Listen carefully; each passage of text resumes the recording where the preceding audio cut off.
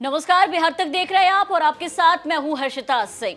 हरियाणा और जम्मू कश्मीर में चुनाव के परिणाम सामने आ चुके हैं। इस वक्त चर्चा सबसे ज्यादा इस चुनाव को लेकर के हो रही है, जहां कल तक कांग्रेस को खूब उम्मीद थी कि ये चुनाव वो जीत जाएंगे, सब कुछ उनके पक्ष में था।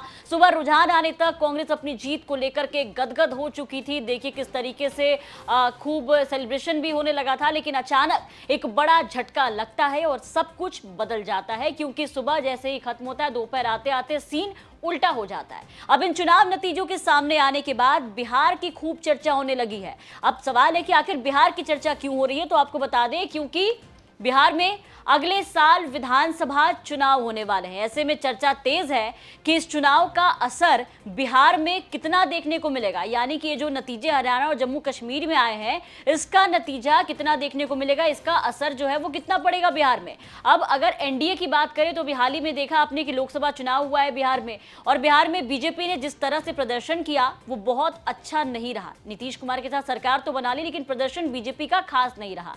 इस चुनाव में एनडीए खेमे में नीतीश और चिराग की खूब चर्चा हुई। नीतीश जहां किंग मेकर की भूमिका में दिखे, तो वहीं चिराग ने 100% स्ट्राइक रेट के साथ अपना दबदबा बना लिया।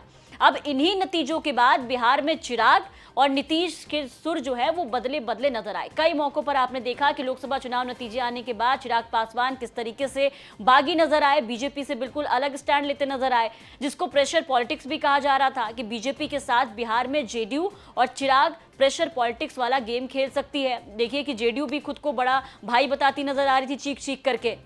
लेकिन अब इस जीत के बाद बीजेपी एक बार फिर से बिहार में मजबूत स्थिति में दिखाई दे रही है। एक बार फिर से बीजेपी को इस चुनाव से बूस्टर मिल गया है। बीजेपी प्रदेश अध्यक्ष दिलीप जायसवाल ने तो यहां तक कह दिया है कि अभी चुनाव होता तो अकेले अपने दम पर दिखा देते। आज अगर लोकसभा चुनाव हो तो आज लोकसभा में भारतीय जनता पार्टी अकेले 2/3 बहुमत ला सकती है, क्योंकि भारत की जनता समझ गई कि जिसको देश से प्यार नहीं है वो कभी भी देश का विकास और देश के बारे में अच्छा नहीं सोच सकता। खैर, इन चुनाव में अगर हम बात करें कि इस चुनाव का असर बिहार में कितना होगा, तो इस पर सीनियर जर्नलिस्ट क्या कहते हैं, वो उनकी राय भी आपको सुनाना चाहेंगे। जरा एक बार सुनिए कि उनका क्या कुछ कहना है कि क्या कुछ इस चुनाव के बाद बिहार में बदलाव नजर आएगा। विधानसभा चुनाव में नीतीश, चिराग और बीजेपी का क्या कुछ कनेक्शन यहाँ पे रहेगा, क्या स्टैंड रहेगा। हरियाणा विधानसभा चुनाव का परिणाम जिस प्रकार से आया है उससे बिहार की राजनीति पर क्या असर पड़ेगा, तो इसका जवाब है कि भारतीय जनता पार्टी के विरोधियों को जितना कष्ट हो रहा होगा उससे अधिक मुझे लगता है कि भारतीय जनता पार्टी के जो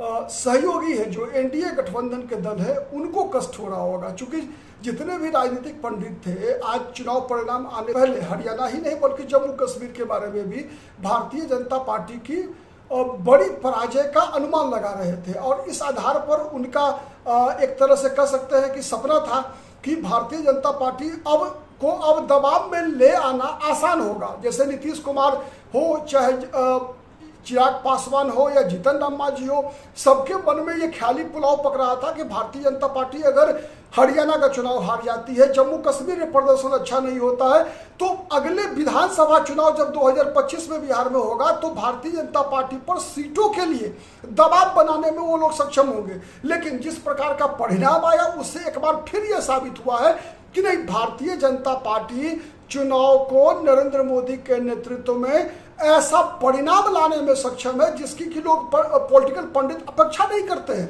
ये तो हो गई एनडीए की बात। अब अगर महागठबंधन की बात करें तो इस चुनाव के बाद महागठबंधन में कांग्रेस यहां पर बिहार में एक बार फिर से कमजोर स्थिति में दिखाई दे सकती है। इसके लिए याद कीजिए 2020 का विधानसभा चुनाव, कांग्रेस को बिहार में देखा आपने कि महागठबंधन में 70 सीटें मिली थी, लेकिन जब नतीजे सामने आए तो कांग्रेस 19 ही जीत पाई 70 में से।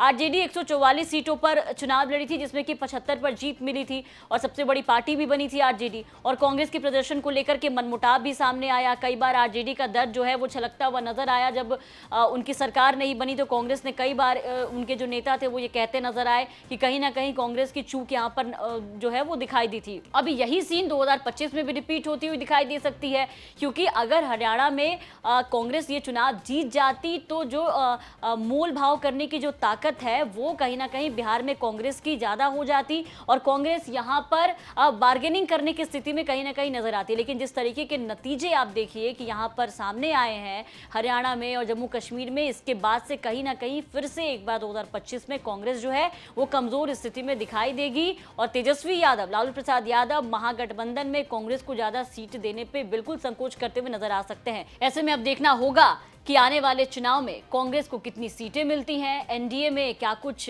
देखने को मिलता है। आपको क्या लगता है? अपनी राय कमेंट करके जरूर बताएं और बिहार की तमाम खबरों के लिए बने रहे बिहार तक के साथ।